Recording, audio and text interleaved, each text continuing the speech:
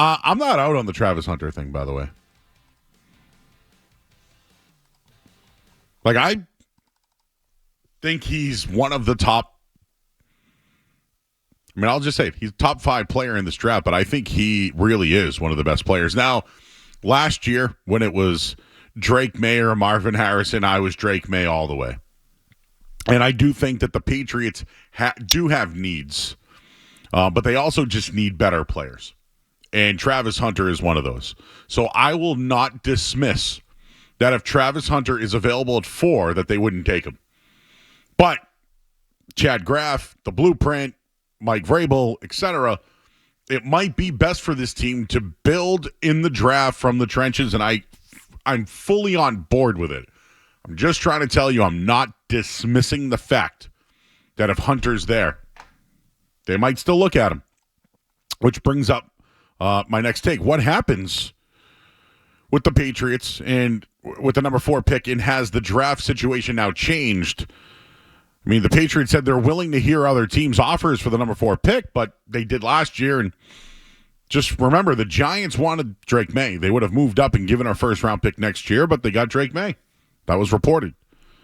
So they're not motivated to move back, but it would take a big offer for them to trade up.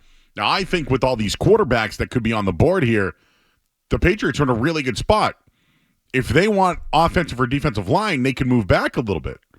So I wouldn't be upset if they did move back and acquire more picks, because as yesterday Adam Schefter said, picks from 10 to 35, they're all in the same ballpark. So I have no problem if they wanted to move back to get the right guy that they've identified.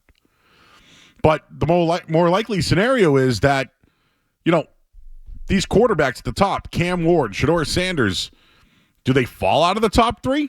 Because I don't see that happening. I think teams are going to move up. The Patriots could be content to stay with the number 4 pick. And if Mason Graham's there, I have no problem taking him at the 4th pick overall. I think he's the best defensive lineman in the draft. The Will Campbell stuff at 4, I don't love, but if they've identified the player, fine. They need it. They also said, though, they'd spend for that in free agency. So that's why I'm trying to tell you that I think if Travis Hunter was there, I think he'd still be a consideration. Here's the other one, that if he's still there. Abdul Carter, not going to work out at the combine right now. He had tests that revealed he has a stress reaction in his right foot, and he may possibly have surgery. So there are mixed opinions on whether he'll need surgery or not. I guess we'll have to wait a little bit. Drew Rosenhaus was talking about this earlier today. So I wanted to give you the odds for the number 1 overall pick this year. And Cam Ward is the favorite to go number 1. Now, is it the Tennessee Titans who do that? I don't know. Like, I think the Giants at 3 want Shedeur Sanders.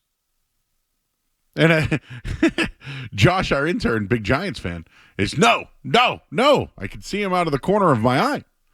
But here are the odds for the number 1 pick. Cam Ward, Abdul Carter, Travis Hunter, Shedeur Sanders, Jackson Dart moving up the list, and Mason Graham. So let's just let's have a little hypothetical here. Let's say the 3 quarterbacks are off the board, and the Patriots are sitting at 4. Let's say Cam Ward, Shedeur Sanders. I'll just use those 2. They're off the board. Well, let's say Cleveland took Travis Hunter. Would the Patriots be interested in Abdul Carter at 4? Yes. This is why I would not dismiss Travis Hunter. I would not dismiss Abdul Carter, and I would not dismiss Mason Graham. Any 3 of those players that get drafted at 4, I'm in. Now, Mason Graham is probably the one that makes the most sense because of the way that they're talking and the way that they want to build. But man, if Abdul Carter's there, in. And if Travis Hunter's there, I'm not opposed to it. Now he'll probably be a corner, and now you have 2 young corners to build around, and you can go plug and play defensive linemen and linebackers. To give you another one, they're the favorites to sign Zach Bond. People like him, right? There you go. Spend the money. You got another linebacker. You can find defensive linemen. You can pay for guys like that. If Sweat's the guy, boom. So I would not be opposed to Travis Hunter. And the Abdul Carter thing, if he falls to them at 4 now because of the injury, oh, blessing. Absolute blessing.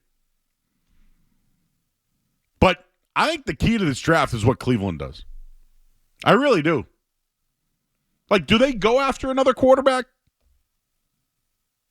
Like, does Jackson Dart take this huge leap and somehow go second and Shedeur Sanders goes third to the Giants? That means that Carter and Hunter are on the board with Graham. And I'm telling you right now, if they went with Graham, I think there would be an uproar. I do. It's going to be really hard to pass on Carter. And I'm telling you, Travis Hunter, really hard to pass on that guy. So in that case, if I was the Patriots and that was the scenario, trade back with the Raiders. Now you have a better decision. Do you go with Graham or Campbell? But if these 3 guys are on the board at 4, the Patriots really, they really ran into one of these guys. I know everyone wants to give Elliott Wolf credit for selecting Drake May, but when it falls to you and you get the right guy, that would be great if they could run into one of those guys. Real quick, because I know we have the Bruins coming up against the Islanders. I watched Marcelo Mayer play today. Man, he looks good.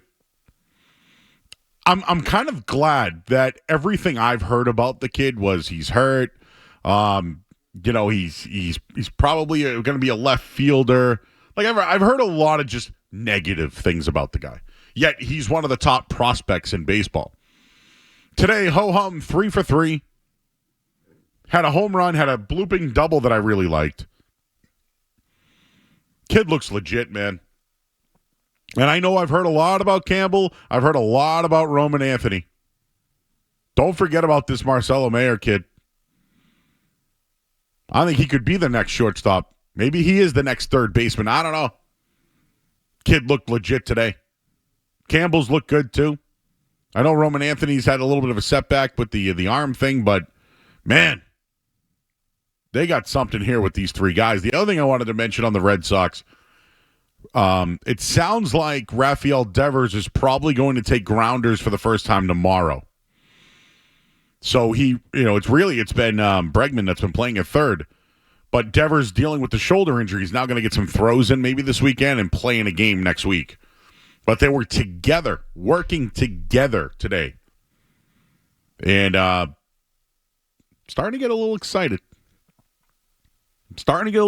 For B season. Finally, Bruins in action tonight. They take on the Islanders. Neither team has won since the break. And the Bruins will be without Trent Frederick tonight. He's going to be week to week. It is a tough blow when him going down the other night, as he's probably one of the top trade chips. Does the injury hurt potentially a restocking? Like, does it hurt maybe the value in the pick that comes now in a trade? If you like that clip, check out more videos from my show, The Joe Murray Show, here. For more Patriots analysis and opinion, hit this playlist. And for all the latest from the Sports Hub, download the app at 985thesportshub.com.